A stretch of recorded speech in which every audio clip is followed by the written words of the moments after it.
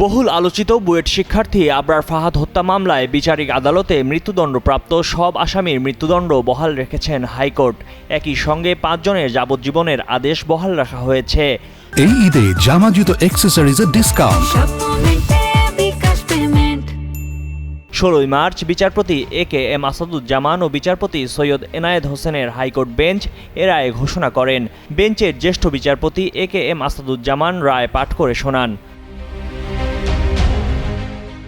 রায় ঘোষণার সময় আদালতে deputy attorney general K B. Rumi, Zahirul Islam Sumon, Noor Mohammad Azmi, সহকারী attorney general barrister Sumaiya Aziz উপস্থিত ছিলেন। আসামিপক্ষের আইনজীবী মাসুদ হাসান চৌধুরী, আজিজুর রহমান দুলু উপস্থিত ছিলেন। আদালত কক্ষে আবরার ফাহাদের পরিবারের সদস্যরাও উপস্থিত ছিলেন। রায়ের প্রতিক্রিয়ায় আবরার ফাহাদের বাবা বরকতুল্লাহ বলেন, নিম্ন আদালতের রায় হাইকোর্ট বহাল রেখেছেন।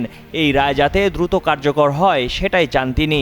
আবরার ফাহাদের ছোট ভাই আবরার ফাইয়াজ সন্তুষ্টি প্রকাশ করে দ্রুত প্রক্রিয়া সম্পন্ন করে রায় কার্যকরের আহ্বান জানিয়েছেন।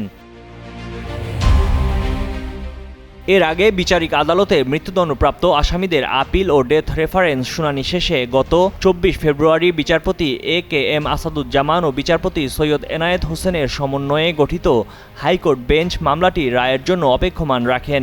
পরে ১৫ মার্চ মামলাটি কার্যতালিকায় ১৬ মার্চ রায় ঘোষণার জন্য রাখা হয়। ২০১৯ সালের ১৬ অক্টোবর বুয়েটের শেরেবাংলা হল থেকে তড়িৎ ও ইলেকট্রনিক্স প্রকৌশল বিভাগের দ্বিতীয় বর্ষের ছাত্র আবরার ফাহাদের লাশ উদ্ধার করা হয়। এ ঘটনায় আবরারের বাবা চকবাজার থানায় হত্যা মামলা করেন। মামলাটি তদন্ত করে বুয়েটের ২৫ শিক্ষার্থীর বিরুদ্ধে ২০১৯ সালের ১৩ নভেম্বর পুলিশ আদালতে অভিযোগপত্র দেয়।